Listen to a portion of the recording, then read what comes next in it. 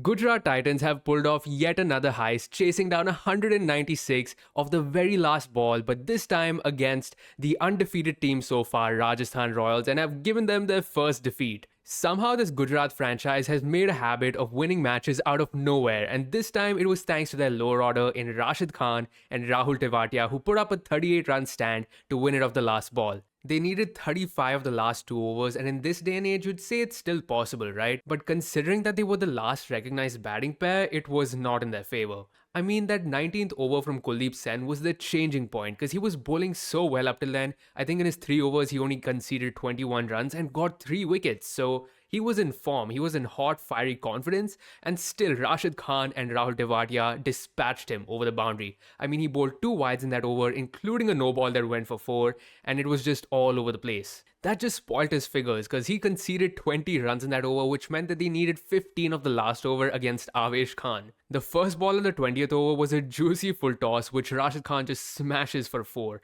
and then he gets another 2 runs, so now the equation is 9 of 4 balls. It could be anybody's game, right? The next delivery Avesh Khan bowls is a nice foolish one outside off stump, barely missing his Yorker. But the unfortunate thing for him is that Rashid Khan just swings his bat and it catches the outside edge and it goes past Sanju Samson for 4. So he just wasn't able to hold on, and that was an easy boundary. So now things were looking a lot easier. 5 runs of 3 balls, but then they get a single. So now it's 4 of 2 and the pressure's on. Then Rahul Tewatia chips one over mid-off, thinking that it's going for 4, but it just doesn't. Joss Butler catches up to it, he throws it in, they're running for the third, and he gets run out. During that chaos, not only is he out for the third run, but there was also a case of a short run, and I mean, the umpire was just stupid for thinking it was a short run and wasting everybody's time, but besides that, now they needed 2 runs of 1 ball, and it was Rashid Khan on strike. Some people may question whether that third run was necessary when Rahul Tewatia could have been on strike himself, but I think tying up the game in that situation was the correct choice. So now it's all down to Rashid Khan, who needs 2 runs of 1 ball, and I don't know what the thought process of Avesh Khan running in was, but he ends up bowling this short and wide delivery where Rashid Khan can just free his hands and slap it over point for 4, and that just sealed the win for the Gujarat Titans, and they have somehow made a knack of doing this again and again. Besides that 38-run partnership at the end, this innings was purely set up by one man alone, and that was Shubman Gill, who was just trying to take his team over the line, but he just managed to get out at the wrong time. 72 runs of 44 balls, striking at 164, and I mean, he just took complete ownership and took it upon himself to get Gujarat over the line, but he just got out at the wrong time. I mean, he had already dominated Yuzi in that over, scoring 2 boundaries off of him, but I think he just got a bit carried away with the momentum he was carrying in that over. But this time, Keshav Maharaj and Yuzi come up with a plan, assumed that he would charge down, and that's exactly what he did. So what Yuzi does is bowl this nice, foolish, tossed-up delivery outside the wide line, and Sanju Samson completes the stumping. So now Shubman Gill gets out, and Gujarat are in a hole. So let's just go over that batting innings of Gujarat Titans, where Sai Sudarshan hits 35 runs of 29 balls, striking at only 120. Then there's a Shubman Gill, 72 runs of 44 balls, carried that innings. Then there was a Matthew Wade, looked out of sorts completely, 4 runs of 6 balls. Abhinav Manohar was just beaten by complete pace when his off stump got rattled by Kuldeep Sen, so he left for 1 run of 2 balls. Then there was a Vijay Shankar who hit 16 runs of 10 balls, Rahul Tewatia 22 of 11, Shah Rukh Khan 14 of 8, and Rashid Khan 24 of 11. If you were to look at the contributions from the lower order, they just slowly came in and just started chipping in with these cameos at the right time, helping Shubman Gill, and even when he got out, they just continued with the momentum because that was required at that point of time. Sai Sudarshan has been playing at a pretty slow rate, which doesn't make him the ideal opening partner because you need somebody who can maximize that power play, and he hasn't been really doing that. Because if you look at the Gujarat Titans, they only scored 44 runs in their first 6 overs. And especially when you're chasing 196, you need to convert that to a 60, a 65, or a 70. That's what wins you those games and puts less pressure on that lower order, which have been winning it for you time and time again. We should probably talk about Kuldeep Sen because he kind of came out of syllabus for Gujarat Titans, at least for those first 3 overs, especially in the first where he picked up 2 wickets of Matthew Wade and Abhinav Manohar. I mean, the first ball he bowled was a bouncer that just was aimed at Matthew Wade's throat and he just managed to get out of the way. And that just set the tone right there. But somehow that final over of his just spoiled everything because he was looking at 3 for 21 and now it's 3 for 41. So he might have just produced the match-winning loss for his team. I meant match losing spell, but yeah. Alongside him was Yuzvendra Chahal, who ended up being expensive today, but he picked up crucial wickets of Shubman Gill and that too of Vijay Shankar. Maybe not as crucial, but yeah.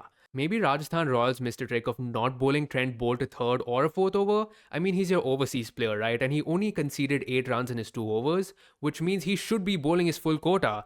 But neither did he get a third one in the power play, and he could have come back in the death, especially since Kuldeep Sen is probably not your death bowler. I mean, so far Sandeep Sharma and Avesh Khan have been doing the trick for you, but since Sandeep has not been playing, maybe Trent Bolt should be the one to step up instead of a young Kuldeep Sen.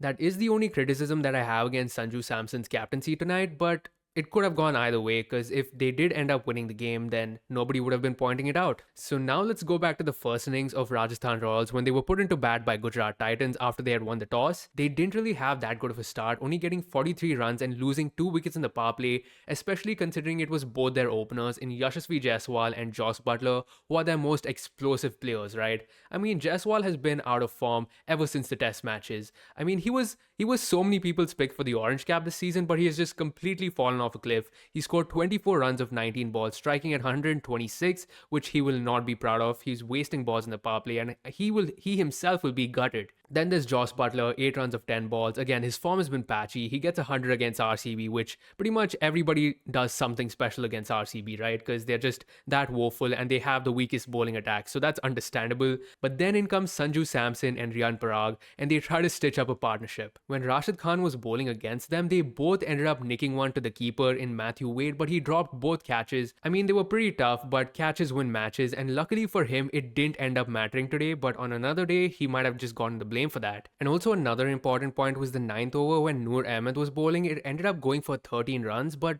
10 runs of those were misfields. I mean, Riyan Parag hit one straight to deep mid wicket, and Umesh Yadav completely mistimes his jump, and it ends up bobbling off his hand for 6. I mean, if he had timed his jump correctly, then he would have easily caught that, or at least saved the 6, right? So that's 5 runs conceded unnecessarily. And then again, in that very same over, there was a bit of an overthrow situation, and Mohit Sharma, who's backing up, completely misses it, and it ends up going for an extra 4 runs. So 9 freebie runs given there, and that could have just costed Gujarat Titans. But again, thankfully for them, it didn't. There were so many drop catches, and it proved costly for them because they ended up putting up a 130-run stand for the third wicket. I mean, that was a beautiful partnership. Sanju Samson has been doing the God's work recently, and Riyan Parag has really matured himself and has come up through the ranks and has been playing at number 4 really well. 68 runs of 38 balls for Sanju Samson, striking at 179 and pretty much dismantled Mohit Sharma and the other pacers.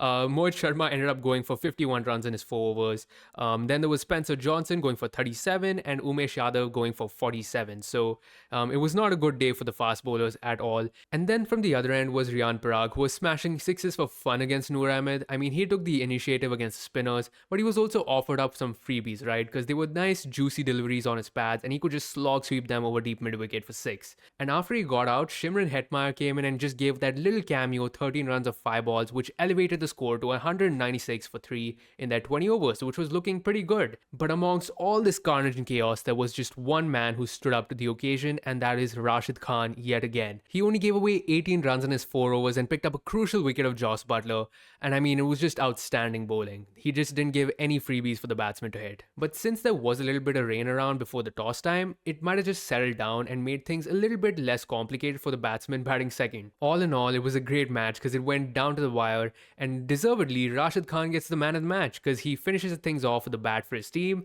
and he also gets that match-winning performance, giving only 18 runs in his 4 overs on a 200 surface where everybody's getting smacked for over 40 and 50. So that just deserves an applause, dude. So that's pretty much my rant over. Gujarat Titans have come back to winning ways, and they've somehow made this knack of winning games out of nowhere. So yeah, I'll see you next time.